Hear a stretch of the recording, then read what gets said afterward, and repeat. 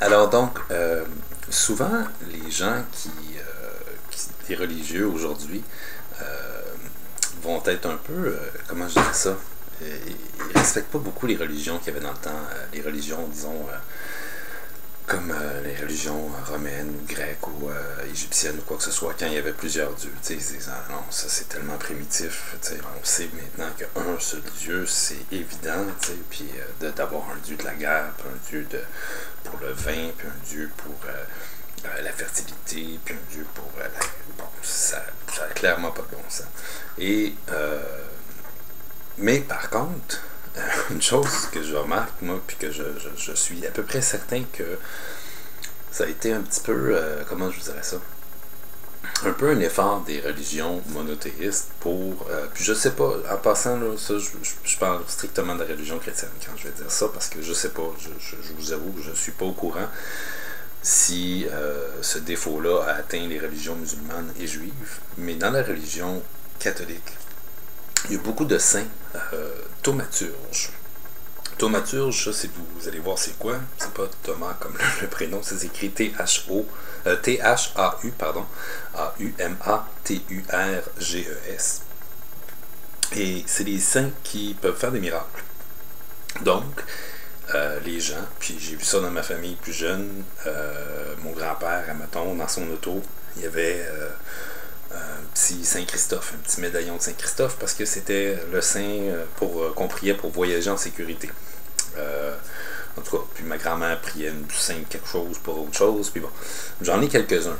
La liste est très très très longue, là, j'ai pas fait une liste exhaustive, mais pour vous dire qui priait dans le cas où vous rencontriez certaines difficultés.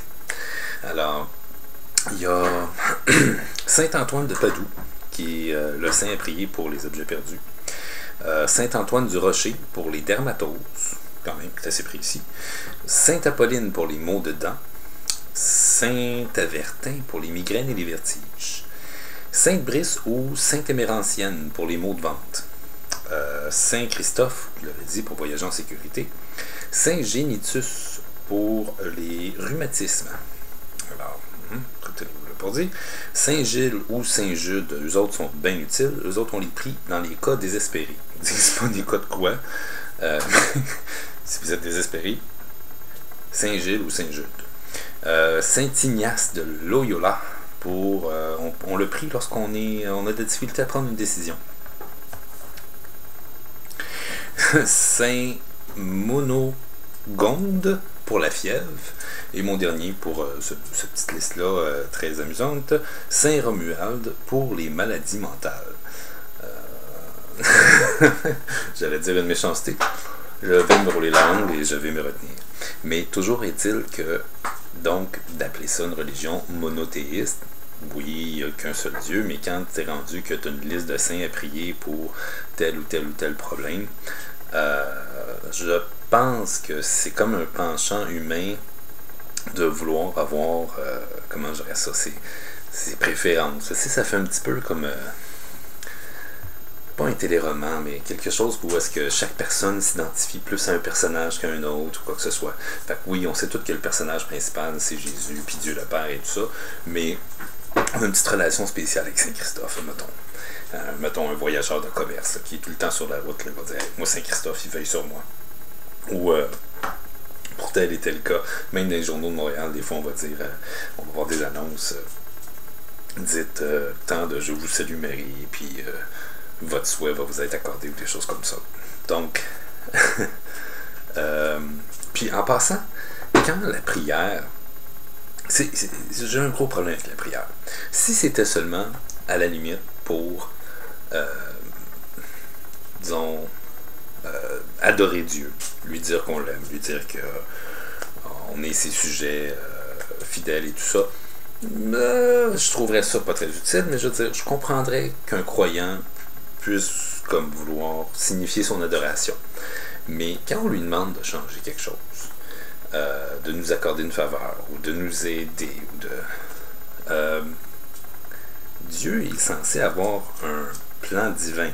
Il est omniscient, donc jusqu'au retour de Jésus, l'Armageddon et tout ça, il me semble que tout est pas mal placé. Les morceaux sont tous en place. Alors finalement, quand on demande à Dieu de changer quelque chose, on lui demande de changer son plan pour nous, de nous déroger juste une petite affaire. T'sais, je sais que tout est parfait, puis que tes voix sont mystérieuses, puis que... Mais tu pourrais-tu m'aider pour mon examen qui s'en vient la semaine prochaine? Ou tu pourrais-tu faire en sorte que je fasse pas faillite dans 2, 3 mois ou quoi que ce soit? Ou tu pourrais-tu... tu sais, ma femme ne m'aime plus comme avant. Tu pourrais-tu arranger ça pour moi? Really? Vous pensez qu'il va changer son plan divin pour vous accommoder? Faudrait qu'un chrétien m'explique le but de la prière, si ce n'est que pour adorer et pour lui dire qu'on l'aime. Un peu comme un enfant, je sais pas, va parler au Père Noël à 5 ans dans son lit tout seul le soir, là, puis il va lui promettre qu'il va être sage parce qu'il espère vraiment avoir sa piste de course ou sa Barbie ou peu importe qu'est-ce qu'il a en tête. Mais bon, libre à vous de prier qui bon vous semble pour quelque raison que ce soit, puis si ça marche, ben tant mieux pour vous. Ça n'a rien à voir avec le hasard, puis ça n'a rien à voir avec disons les probabilités, tout ça. C'est sûr et certain, il doit y avoir quelqu'un quelque part qui est intervenu en votre faveur parce que clairement vous n'étiez pas capable de faire ça tout seul. Mais bon, prochaine vidéo, prochain sujet. Salut.